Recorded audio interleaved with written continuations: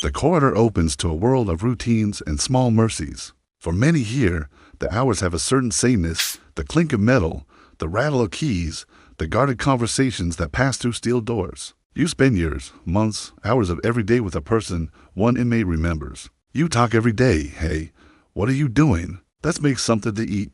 And then one day he comes by and he says, I got to go, man.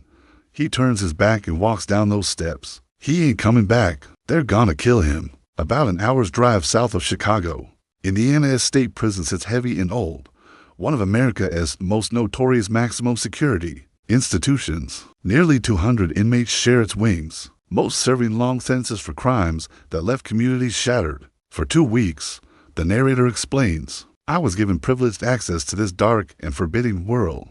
Inside, the superintendent walks the rows with a familiarity that is almost gentle. He knows names, faces, the fine differences between cells. In the death row block, a chart hangs with pictures and locations, 12 men, each in a place where a different kind of time keeps them. Do you like any of these people? I ask. They're all different, the superintendent says. I'm respectful of who they are. Would I call them my friends? No, but there are some characters here you might say are likable. On death row, the inmates secure themselves in their cells. Staff never share the unit with them when they're out. The doors open and close on precise schedules. The small courtesies of human life, McManus, it always amazes me how clean that cell is. Keep it up, our lifeline of normalcy. A man called Richie speaks of a relationship that began in letters. I met her about 4 years ago. Pen pal. We hit it off. She came over, she couldn't get enough, and she married me.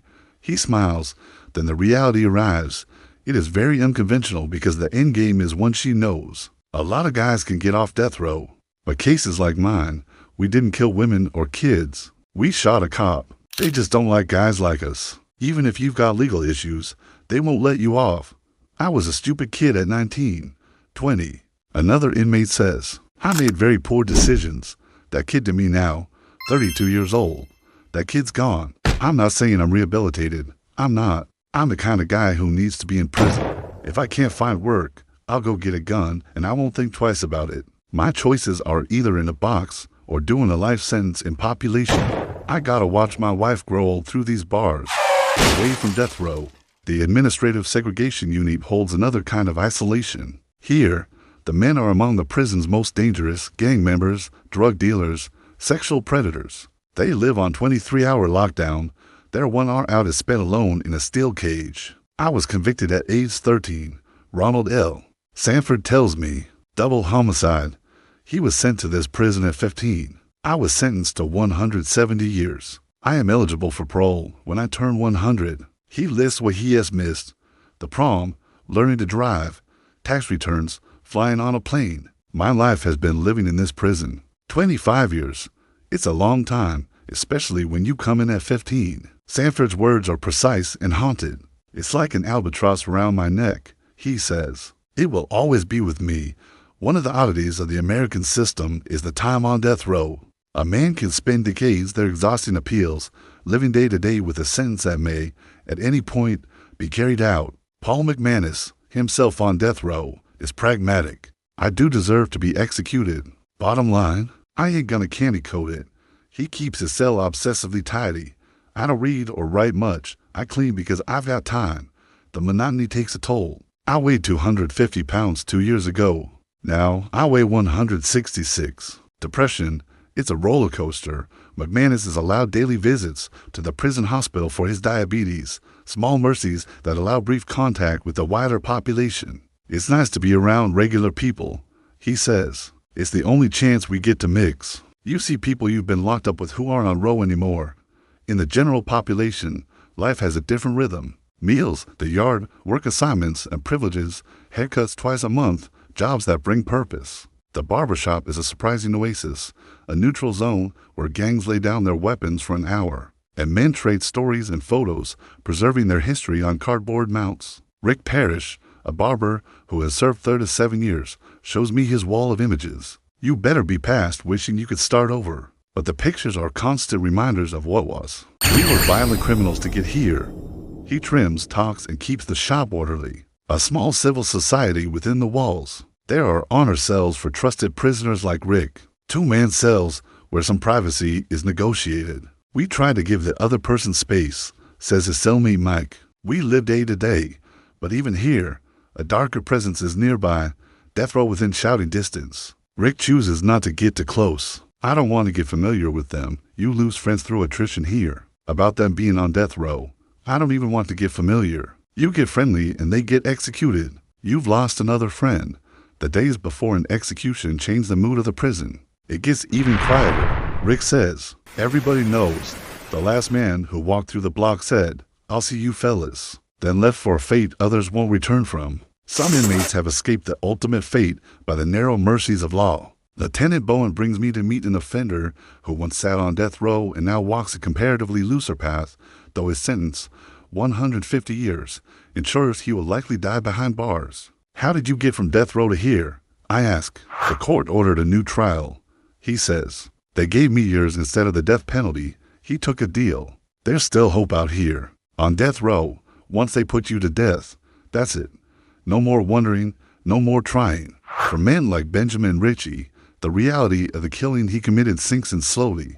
He shot a police officer in 2000. Initially, he thought he'd only scared the man. I didn't know he was dead until I saw it on the news. He recalls, when they pronounced me guilty and gave me the death sentence, I laughed. I was trying to be a tough guy. Later, when I was alone, it hit me. I cried.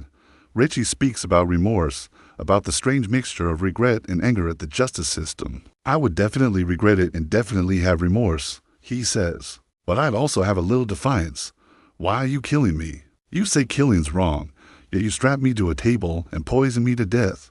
Close friendships form under the pressure of a shared destiny. John Stevenson and Benjamin Ritchie, in adjoining cells, talk about trust. We got the same interests, Stevenson says. We eat together, play basketball, and if shit goes down, we got each other's back. Yet to befriend a man on death row is to accept the possibility of another loss. Violence is never far. Stevenson remembers watching a man murdered in front of him, stabbed 40 times, dispatched instantly, an experience that hardens and warns. If you show any sign of weakness, the sharks will circle. He says, I won't be a victim, I'll be one of the sharks. The prison system is a study in contradictions, routines meant to control human beings who refuse to be reduced to routine. Books, music, the ritual of the barber's shears, they are attempts to carve dignity from confinement. Those books allow for a great escape, Sanford says. But put an animal in a cage too long, and it goes crazy. How much more so humans? Prison life moves to a relentless, monotonous beat. Some men work, some find small responsibilities, some mark time with photographs and calendars. Others carry the particular cruelty of uncertainty, not knowing the date of your death, knowing only that at some point the state will tell you the day and or when everything stops. I watched a man get murdered, Stevenson says, quieter now. That was my wake up to death row. If you come here and want to be a bully, this is what's going to happen to you.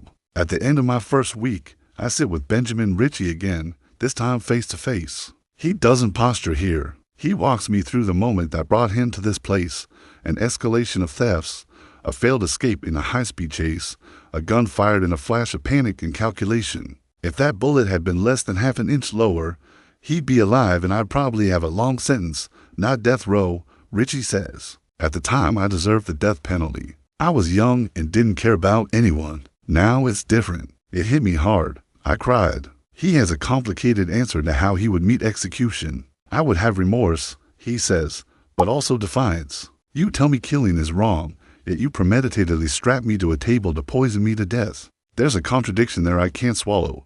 Leaving the prison, the routine returns to its inexorable pace. Men return to their cells, to their books, to whatever rituals they keep. Outside, the world continues, unaware or indifferent. Inside, life is measured in survival strategies, the clean cell, the barber's wall of pictures, the friendships that promise protection and deliver pain. For those who never live beyond these walls, the finality of the state's sentence is a slow-burning shadow. You can sit and wait to die, one man says, or you can take the freedom you have left. Life in here is a sentence, but out there is gone for us. The prison's gates remain closed. The stories inside are raw, complicated, and human, not merely headlines, but long reckonings. And for those who stand one step from the end, the day they are led away is the end of any small hope they might have carried back down those steel steps.